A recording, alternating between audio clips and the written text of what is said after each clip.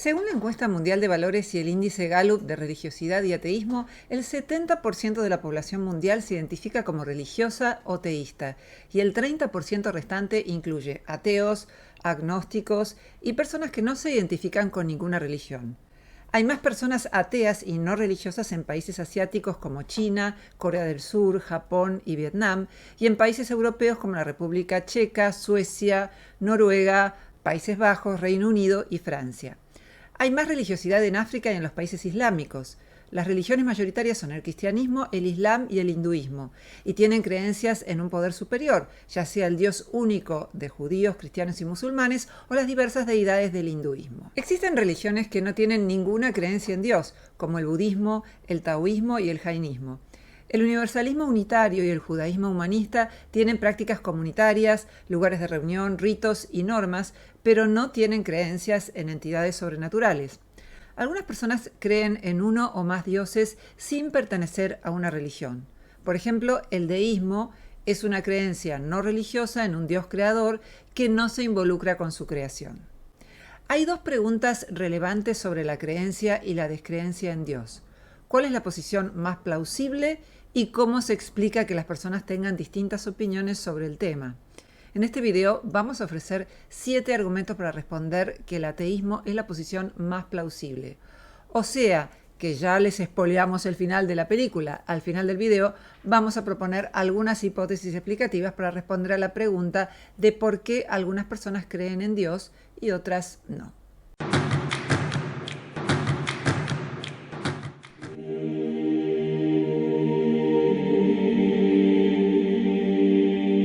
El argumento gnóstico plantea que para evaluar si existe o no existe Dios, debemos primero entender qué significa la palabra Dios y luego evaluar la evidencia a favor y en contra de la afirmación de que Dios existe. El argumento gnóstico plantea que todas las versiones existentes del teísmo fallan porque el significado de la palabra Dios es confuso o incoherente, o porque la evidencia disponible sugiere que la existencia de Dios es implausible. Si se define a Dios como una idea, el ateo puede argumentar que la existencia conceptual de la idea no implica la existencia real de lo pensado, del mismo modo que el concepto de hada no implica que existan las hadas. La definición más utilizada en el judaísmo, el cristianismo y el islam plantea que Dios es un ser perfecto, omnisciente, todopoderoso, bondadoso, creador del universo y fundamento de los preceptos y ritos de una religión particular. Existen varios argumentos que plantean que algunos de estos rasgos son contradictorios entre sí.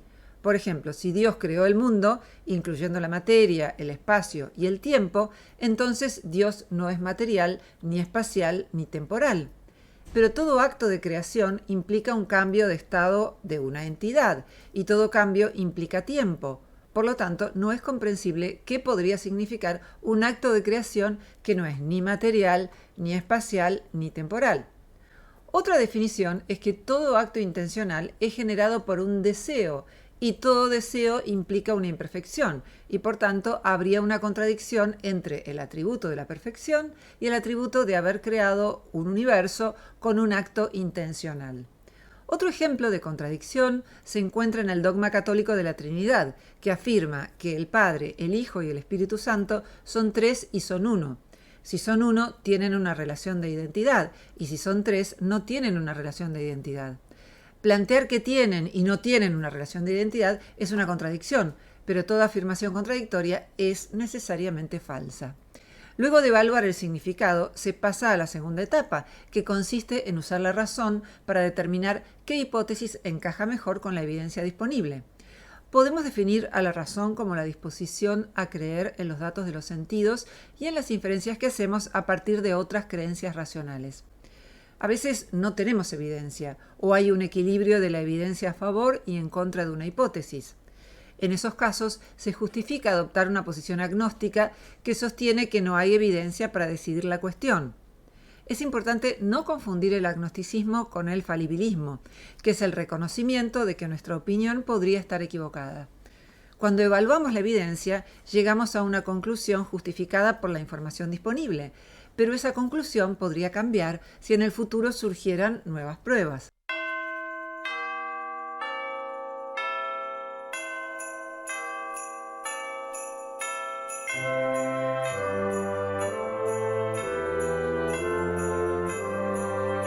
Se denomina supernaturalismo a la posición que afirma que existen mentes incorpóreas como dioses, fantasmas y almas, y naturalismo o materialismo a la tesis de que solo existen los procesos mentales realizados por entidades materiales. El teísmo presupone el supernaturalismo, porque define a Dios como un agente incorpóreo con propiedades mentales. Muchas personas tienen la intuición de que existen mentes incorpóreas, tal vez porque podemos imaginar que podríamos existir sin tener un cuerpo o cambiando de cuerpo. Sin embargo, la evidencia disponible es contraria a esa intuición y apoya un materialismo no reduccionista, según el cual la mente no es una entidad o cosa, sino una colección de procesos complejos de un organismo. Agrupamos los procesos mentales en categorías, como la conciencia, la percepción, el pensamiento, la emoción y la memoria. Los procesos mentales son el resultado de la actividad del organismo en interacción con su entorno e involucran procesos del cerebro en estrecha conexión con otros subsistemas del organismo. Por ejemplo, la percepción involucra procesos sensoriales y la emoción involucra procesos endocrinos y motores. Las neurociencias muestran cada vez con mayor detalle hasta qué punto nuestra vida mental depende de procesos corporales específicos. Actualmente existen tecnologías de lectura de cerebro que nos permiten identificar los pensamientos de una persona mediante registros de su actividad cerebral y sirven para que personas con discapacidad motora puedan comunicarse.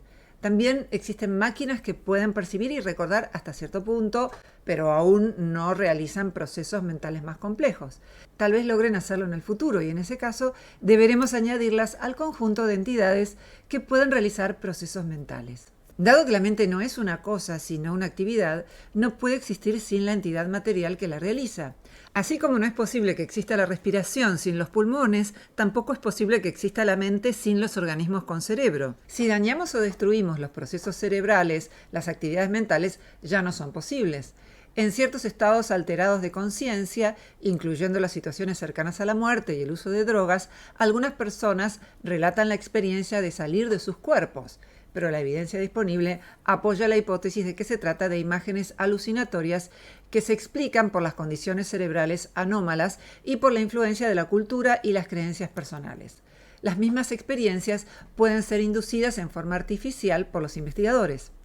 Teniendo en cuenta este cuerpo de conocimientos, la postulación de un agente incorpóreo con propiedades mentales resulta menos plausible que la explicación materialista. Esto tiene implicaciones en otras ideas de los creyentes.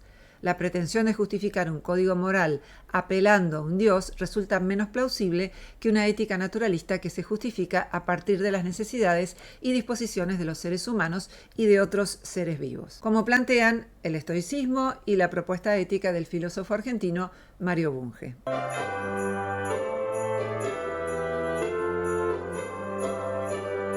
La conjetura de que los seres vivos fueron diseñados por un agente incorpóreo con propiedades mentales es menos plausible que la teoría de la evolución, porque hay evidencia de cada uno de los procesos que describe la teoría de la evolución, mientras que no hay evidencia de que existe un agente incorpóreo con propiedades mentales. Para el que esté interesado, en este canal hicimos un video sobre la teoría de la evolución.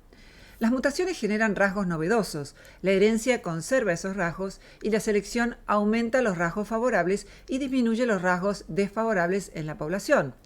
La acumulación de variaciones genera subespecies y cuando los miembros de distintas subespecies ya no pueden reproducirse entre sí, se generan especies nuevas con un ancestro común. La evidencia disponible indica que la Tierra se formó hace 4.500 millones de años y la vida se originó hace 3.800 millones de años, cuando los primeros microorganismos unicelulares se formaron a partir de proteínas y ácidos nucleicos. Los homínidos se separaron del linaje del chimpancé hace aproximadamente 7 millones de años y los humanos modernos evolucionaron hace 200.000 años.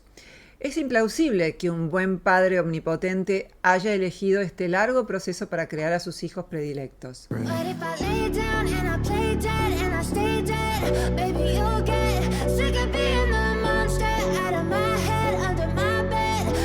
Podemos definir a la fe como la disposición a creer firmemente en las afirmaciones que emiten las autoridades y los textos de la religión, aunque haya evidencia de lo contrario. En el catolicismo, la doctrina de la infalibilidad de la Biblia fue adoptada desde los inicios de la Iglesia y el dogma de la infalibilidad papal fue declarado por el Concilio Vaticano I en 1870. Pero esa confianza en las autoridades y los textos religiosos es excesiva y no está justificada. No se trata de no confiar nunca en los testimonios, sino de evaluar la credibilidad de las fuentes y afirmaciones en cada caso. Si el almacenero me dice que se le acabó el pan, la afirmación es plausible y no tengo razones para sospechar que me miente. En cambio, si un texto sagrado o un sacerdote plantea el dogma de la perpetua virginidad de María, que afirma que no tuvo relaciones ni antes ni después de la concepción de Jesús, tenemos razones para desconfiar del testimonio y para preferir otras hipótesis más plausibles.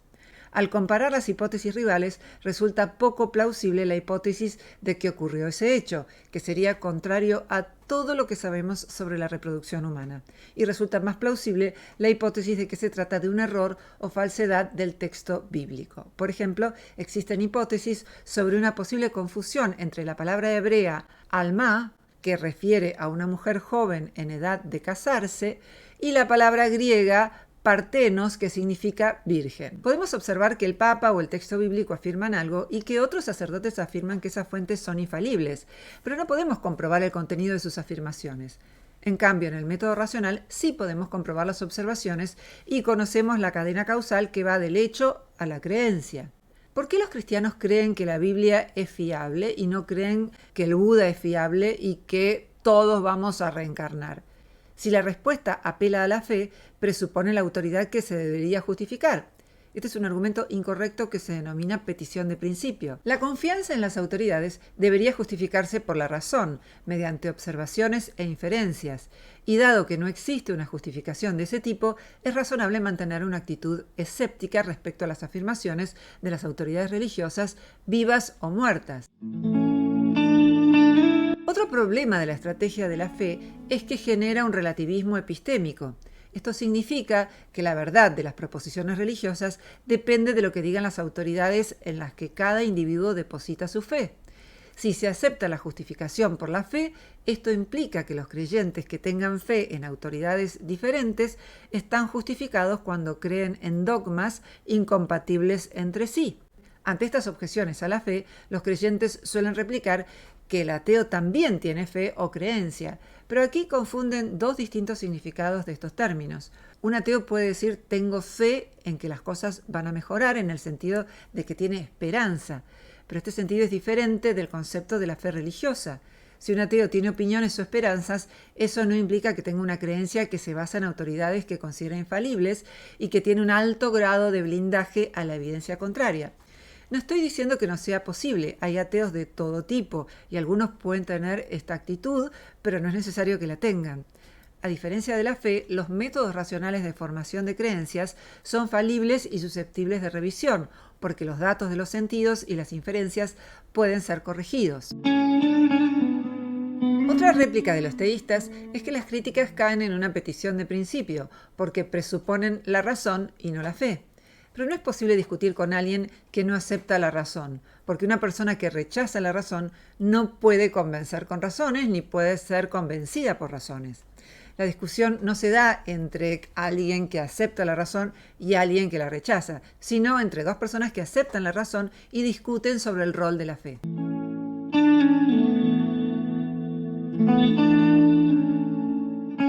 La objeción más tradicional contra el teísmo refiere a la existencia del mal. Si existiera un Dios omnipotente, omnisciente y perfectamente bueno, no crearía ni permitiría ningún mal en el universo, salvo que sea un medio indispensable para un bien mayor.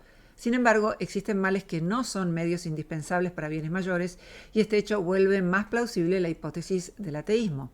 Aquí la palabra mal incluye tanto las acciones humanas como los hechos naturales, por ejemplo, el sufrimiento causado por depredadores, parásitos y desastres, no solo a los seres humanos sino también a otros seres vivos.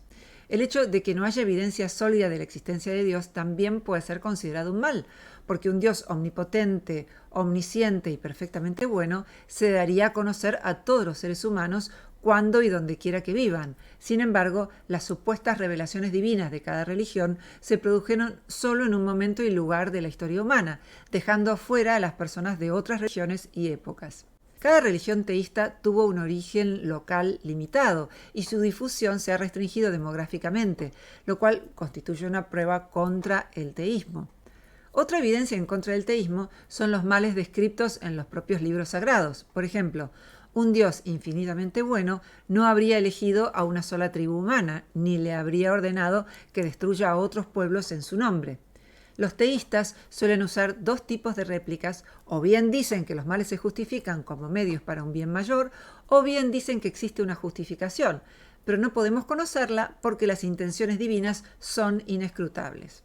Los ateos pueden contraargumentar que un Dios benévolo y omnipotente podría haber elegido otras vías para lograr el bien mayor sin causar daños, o podría haber revelado sus razones para consolarnos, y que si la intención divina no puede ser conocida, entonces la hipótesis de la existencia de Dios se vuelve irrefutable y pierde utilidad explicativa, porque cualquier hecho del mundo sería compatible con una intención desconocida.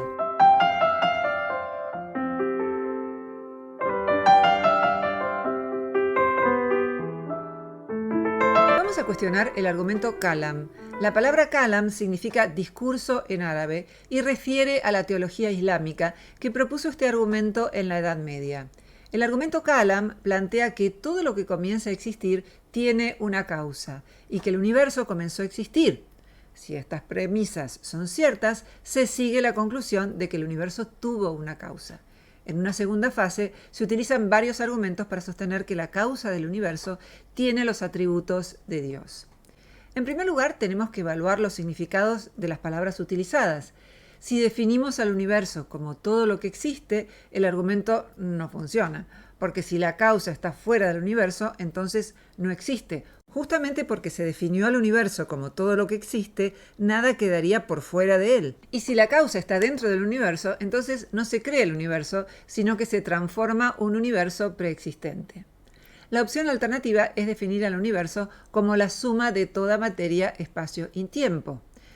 Si define al universo de este modo, entonces resulta incomprensible el uso de la palabra causa para algo que no pertenece al universo, porque nuestro concepto de causa refiere a las influencias entre eventos de entidades materiales, y fuera del universo no habría entidades materiales, ni tiempo, ni cambios, ni eventos.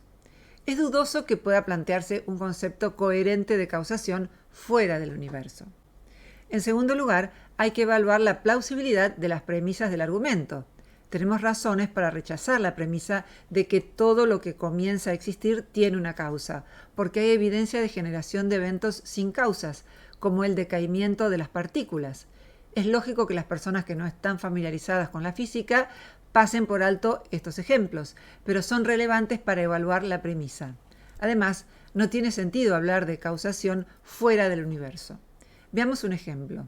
El cuadro La Gioconda comenzó a existir en 1503, cuando las acciones de Leonardo da Vinci modificaron las relaciones espaciales entre una tabla de madera y unos colores al óleo.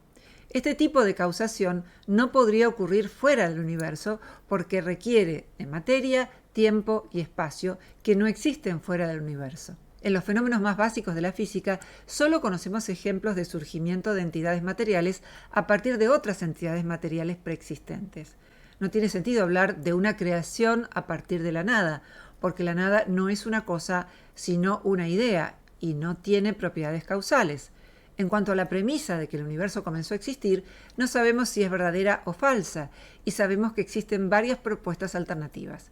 Decir que el universo comenzó a existir significa que hubo un intervalo tal que el universo existe luego de ese intervalo, y no hay instantes de tiempo previos a ese intervalo en los cuales el universo existe.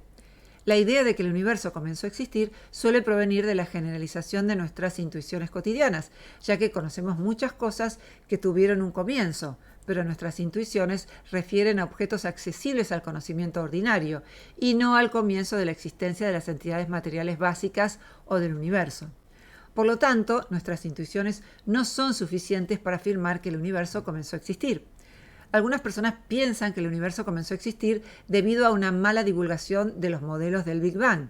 Estos modelos no afirman que el universo tuvo un comienzo, sino que la expansión actual del universo tuvo un comienzo. Existe evidencia de que en la actualidad el universo se está expandiendo. Los modelos del Big Bang no dicen nada sobre un tiempo previo a esa expansión y no implican que el universo haya tenido un comienzo. En tercer lugar, existen varios modelos alternativos que afirman que el universo no tuvo un comienzo, sino que se transformó a partir de una etapa previa o que se autogeneró. Los modelos del Big Bounce plantean una fase previa de contracción y una fase actual de expansión. Los modelos cíclicos plantean fases sucesivas de expansión y contracción, y los modelos de autogeneración plantean bucles temporales. Estos modelos son especulativos, pero no tienen inconsistencias, y actualmente se están buscando estrategias para poner a prueba sus hipótesis. Es razonable suspender el juicio respecto a la elección de un modelo particular mientras no se obtenga más evidencia. Pero aunque estos modelos todavía se encuentran en una fase especulativa, al menos son comprensibles y coherentes, y por eso son preferibles a la idea de un Dios creador.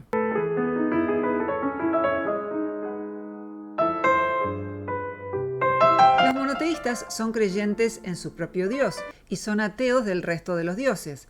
Por ejemplo, un católico es ateo de los dioses hindúes, griegos, romanos, nórdicos, egipcios o africanos, y rechaza las creencias del judaísmo, del islam y de otras tradiciones cristianas. A la hora de explicar el origen y la difusión de las creencias ajenas, el teísta puede utilizar las mismas explicaciones seculares que utiliza el ateo, pero deberá justificar por qué su propia creencia no se explica del mismo modo.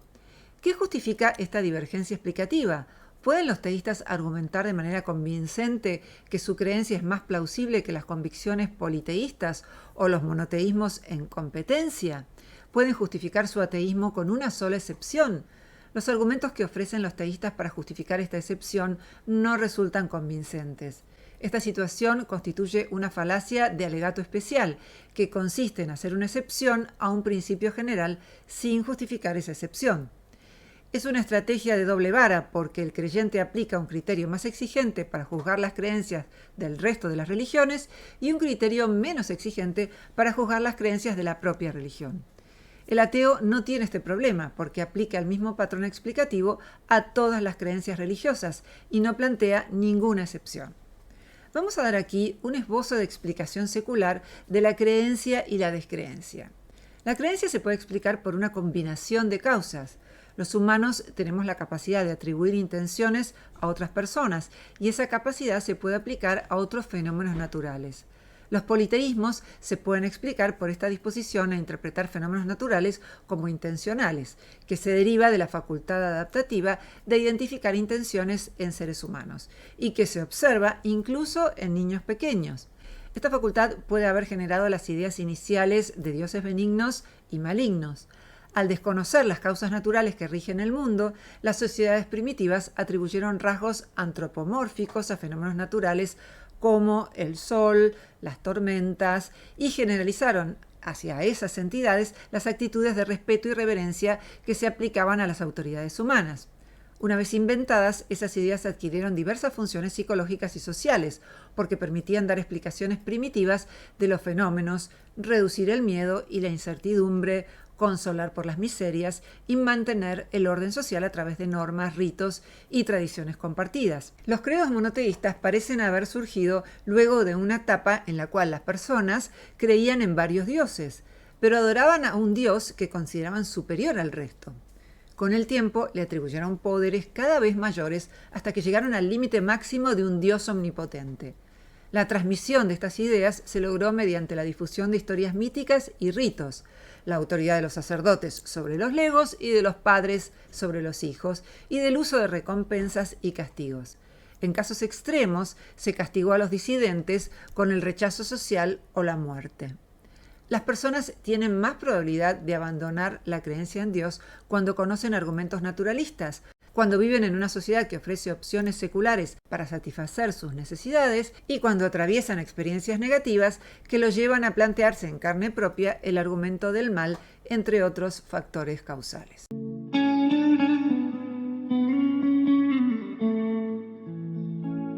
Resumamos todos los argumentos. No es razonable creer en un Dios porque el concepto de Dios es confuso o incoherente y la afirmación de su existencia es implausible. Presupone una mente incorpórea, lo cual es contrario a la evidencia disponible sobre los procesos mentales.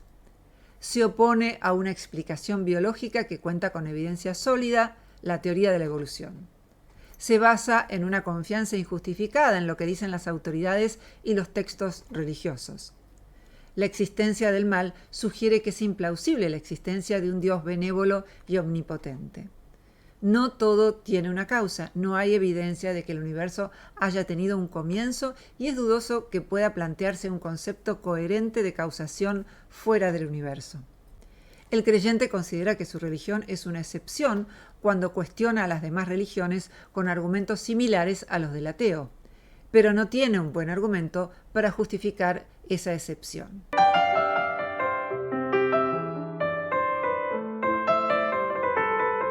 Muchos creyentes encuentran en la religión una forma de identidad personal, un sentido de pertenencia, una guía para vivir y un consuelo contra el dolor.